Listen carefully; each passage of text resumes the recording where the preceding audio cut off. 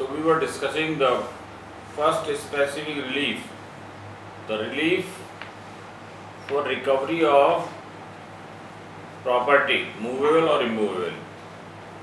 The second relief is provided under the Specific Relief Act is the specific performance of the contract. As you have gone through the provisions of Contract Act and have come to know that contractual liabilities arises out of the contract, what the parties have intended, how the contract will be performed, what would be the result of non-performance. So, first and foremost thing which has to be gathered is the intention of the parties, what the parties had intended. We have to move in accordance with that intention. But there may be some matters, some contracts where the parties have not reflected their mind and just executed a contract. They did not anticipate the non-performance or result of non-performance, and in some cases you will find that whatever the parties have anticipated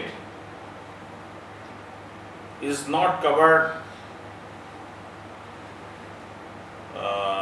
by the scene which has emerged out of a conflict between the parties. So where no clue can be taken from the intention of the parties, what should be done, who will guide the court.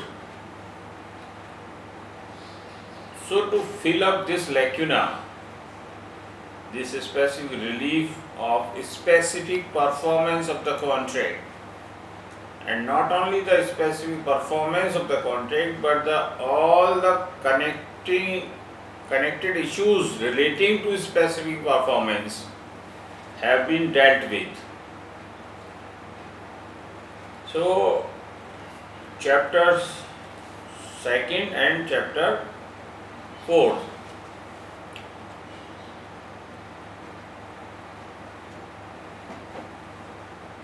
Better course would be to make it a memorable that this Special Relief Act has talked first in respect of contracts which cannot be specifically enforced. It has not talked positively what are the contracts which can be specifically enforced. It talks in negative, and section 14 of the Special Relief Act says what contracts are not enforceable or contracts not specifically enforceable. So if you can write down 3 or 4 major issues concerning this performance of the contract, then the entire purpose of studying this SR Act will be achieved. The first aspect would be what are the contracts which are not enforceable. Number 1. Number 2, locus standi. Who can claim the specific performance of the contract? Section 15. Another aspect would be against whom specific performance can be made. Section 19. Contracts not specifically enforceable. First set I talked is section 14, and you can also add section 16, personal bars to section 16. It is a personal bar 16, where it is personal bar to reliefs, means when specific performance will not be made subject to his ability or disability, section 16. And section 17 is the imperfect title. If a contract has been made between a party who was not having title over the property or was having an imperfect title and have sold the property, so specific performance would not be permissible, because the person who contracted to sell the property was not having the interest to be transferred. When the person himself has not interest to be transferred, what can be transferred? Is there any meaning of specific performance of such contract? If a contracted be to sell his house which he is not owner, the house is still in the name of his father, and here A does not perform, B comes to the court for the execution of the sale deed. Since A is not the owner, or he may have a vested interest right now only, that if his father dies leaving such property intestate, only then he can derive the title. So, where the party himself is not having the title, the court cannot help, court law cannot help to execute a decree for transferring of an interest which the executor does not have. So this is the section 17. So section 14, 16 and 17, and also 17 and 18 also, non-enforcement except with variation. 18 is not of too much importance. It talks of some variations. Plaintiff seeks a specific performance in writing, defendant sets up a variation. So don't to be confused with section 18. You may have a thrust on section 14, 16 and 17. What contracts cannot be specifically enforced, means the court cannot grant a relief for a specific performance. So simpliciter, if a question is asked, when does a court, or when can a court refuse the specific performance of a contract? So answer to such question would lie in section 14, 16, 17 and 18.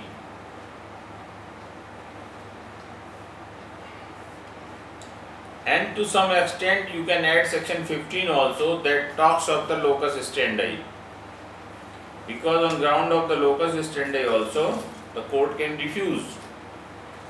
So when contract cannot be enforced, the answer lies in section 14, 16, 17, 18 and 15. So you can say section 14 to section 18. Section 14, 16, 17 means except 15 are on the ground of the subjectivity of the subject, but section 15 is the ground for refusal is the personal bar, locus standi rule. So now we will start with section 14. The following contracts cannot be specifically enforced. Number 1, where a party to the contract has obtained substituted performance of a contract in accordance with section of provision 20. What is this substituted service? Substituted performance. Substituted performance means performance by some other person. If there is a contract between A and B to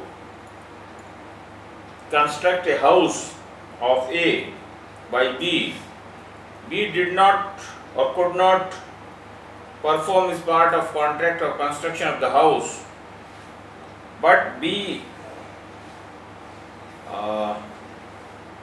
performed its contract, its parts of contract through C,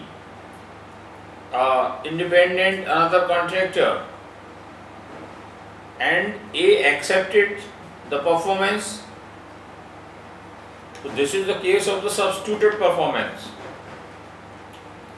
B was to perform, but B could not perform or did not perform, and in his place his part of the contract was performed by third person, which A agreed and accepted. Had it case been that A did not accept, then the position would have been different. So it was not the case of the performance, substituted performance.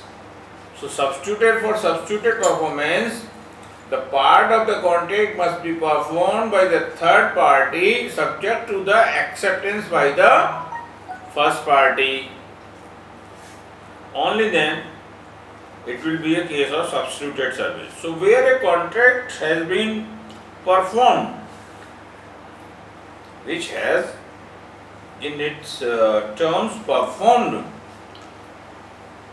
either by B or the C, and A has accepted it, then what remains to be performed? Nothing remains to be performed.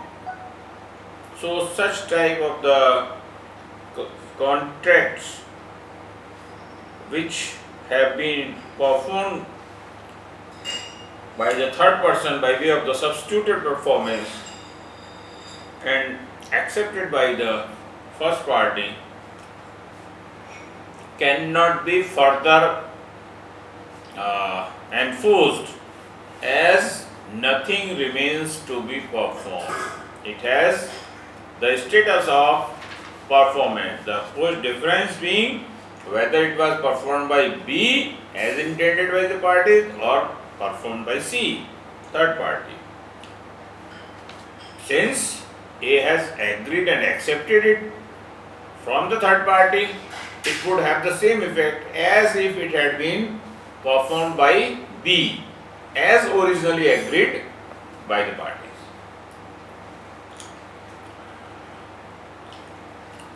The second type of the contract which court cannot grant the specific performance, where a performance of a contract requires continuous duty which the court cannot supervise.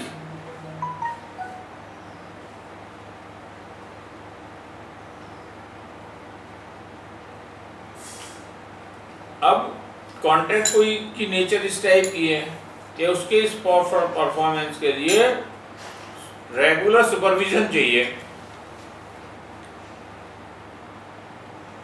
जैसे कि training अगर किसी को दी जानी है, अब training किस level की है, जिस लेवल की तय हुई है वो दी जा रही है कि नहीं दी जा रही है।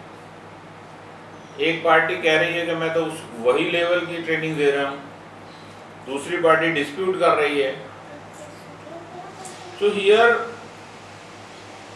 supervision requires, who will supervise? Court has no time to supervise. If court will supervise these things in numerous number of cases, how the court will function? So if the supervision is needed by the court can refuse it. However, if the court is of the view that it can be supervised through some agency which the parties have agreed to bear the expenses, then court may think of it. So it is not a hard and fast rule, but the court itself cannot supervise. Where the question would be whether the performance should be supervised by the court itself, court should not grant and court cannot grant the injunction, because supervision is not possible at the end of the court. So in such a cases, it can be refused. Another type of the contract is the personal qualification, where contract is dependent on the personal qualification of the parties that the court cannot enforce specific performance of its material terms.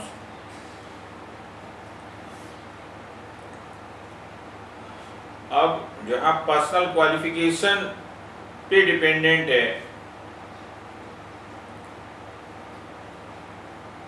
Suppose करिए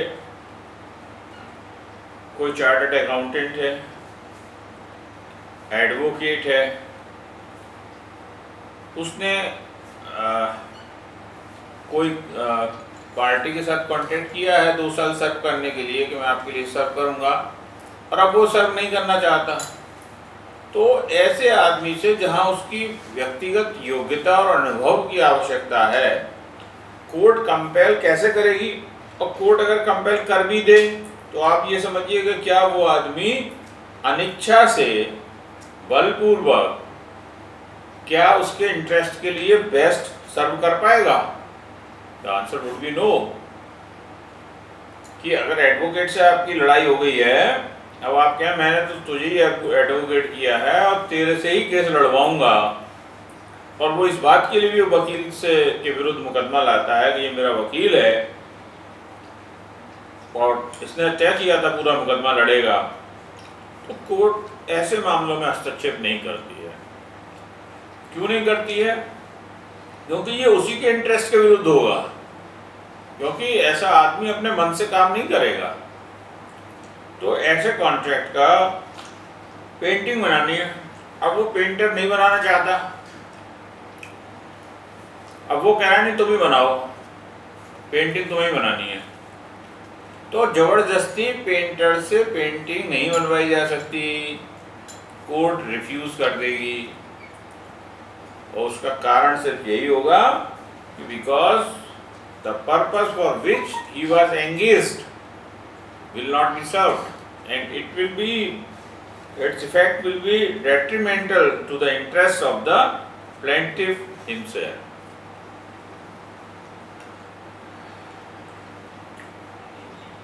Fourth type of the contract which cannot be specifically performed is a contract which is in nature of the determinable. Determinable means समाप्त हो जाना, termination. Determine मतलब terminate होना। किसी contract की समय अवधि सपोज करो 1 साल है, और